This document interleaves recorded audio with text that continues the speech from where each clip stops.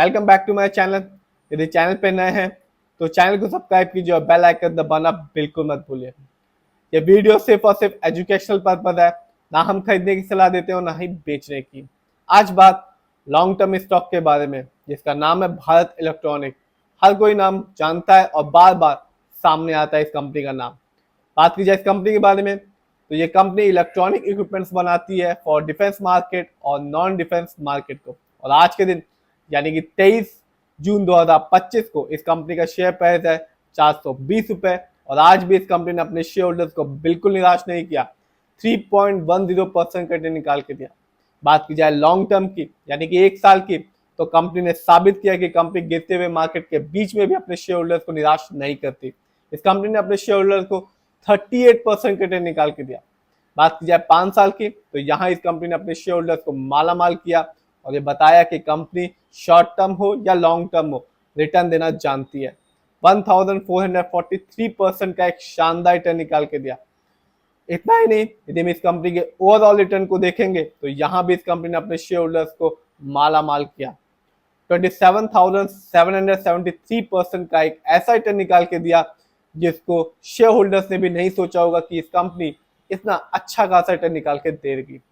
बात की जाए इस कंपनी कुछ इवेंट्स के बारे में, तो कंपनी ना केवल अपने शेयर होल्डर्स को रिटर्न निकाल के दे रही है, साथ ही साथ कंपनी अपने शेयर होल्डर्स को डिविडेंड भी दे रही है। अभी ही 11 मार्च 2025 को इस कंपनी ने अपने शेयर होल्डर्स को डिविडेंड दिया, हर एक शेयर के बदले में ₹1.5 का। तो कंपनी ना केवल शॉर्ट टर्म में रिटर्न दे रही है, लॉन्ग टर्म में रिटर्न दे रही है, साथ ही साथ हर साल ये कंपनी अपने शेयर होल्डर्स को डिविडेंड भी देती चली आ रही है। बात की जाए इस कंपनी के हाईएस्ट शेयर प्राइस की, तो 1 साल में इस कंपनी का हाईएस्ट शेयर प्राइस गया 422 रुपीज, जबकि 1 साल में इस कंपनी का लो शेयर प्राइस था 240 रुपए। बात की जाए इस कंपनी के फंडामेंटल्स की, तो मार्केट कैप शानदार है, 2,98,276 करोड़ लार्ज कैप की कंपनी है। और लार्ज कैप की कंपनी का मार्केट कैप होता है 7,000 करोड़ से 20,000 करोड़ के बीच में, जबकि इसका मार्केट कैप इससे भी ज्यादा है। ये बताता है कि कंपनी का एक्सपेंड हो चुका है मार्केट में और कंपनी विस्तार कर चुकी है मार्केट में और एक अच्छा खासा रिटर्न देगी, क्योंकि कंपनी मार्केट में फैल चुकी है। बात की जाए पीबी रेशियो की, तो इस कंपनी का पीबी रेशियो है 14.93। शेयर मार्केट में एक अच्छा पीबी रेशियो कहलाता है 1 और मैक्सिमम बिलो 3। इस कंपनी का इंडस्ट्री पी है 55.51।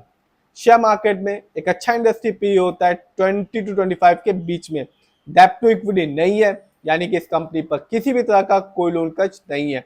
शेयर मार्केट में एक अच्छी कंपनी का डेप्ट टू इक्विटी कहलाता है 1 से लेके 1.5 के बीच में। आरओई यानी कि रिटर्न ऑन इक्विटी, ये बताता है कि कंपनी को जो हमने शेयर होल्डर से पैसा दिया है, कंपनी ने अभी तक उस पैसे का इस्तेमाल किया है या उस पैसे से कोई प्रॉफिट अर्न किया है या नहीं। तो इस कंपनी का आरओई भी अच्छा खासा है 26.64% का। शेयर मार्केट में एक अच्छा आरओई कहलाता है 15 to 20% के बीच में।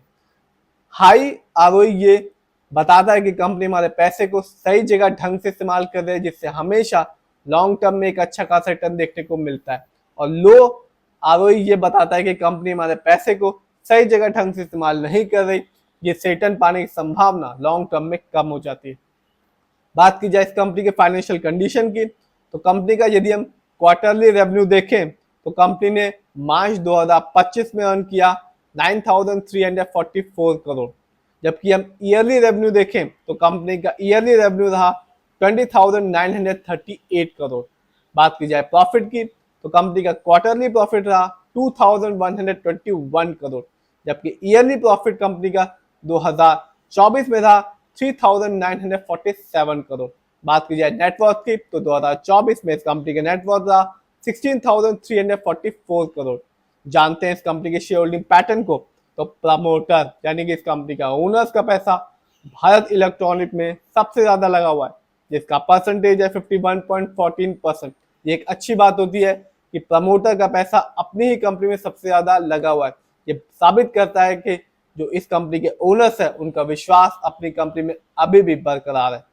इस कंपनी में एफआईआई यानी कि फॉरेन इंस्टीट्यूशन का पैसा भी अच्छा खासा लगा हुआ है, जिसका परसेंटेज है 17.56%। जबकि तीसरे नंबर पर आता है म्यूचुअल फंड, जिनका पैसा इस कंपनी में लगा हुआ है 15.42% का। तो ये कंपनी एक अच्छी कंपनी कही जा सकती है क्योंकि शेयर होल्डिंग पैटर्न अच्छा खासा है, फंडामेंटल भी अच्छा खासा है और फाइनेंशियल कंडीशन भी अच्छी खासी है और शेयर प्राइस भी 420 रुपए का ही है और लॉन्ग टर्म में ना केवल रिटर्न निकाल के दे रही है, साथ ही साथ अपने शेयर होल्डर्स को डिविडेंड देती भी चली आ रही है।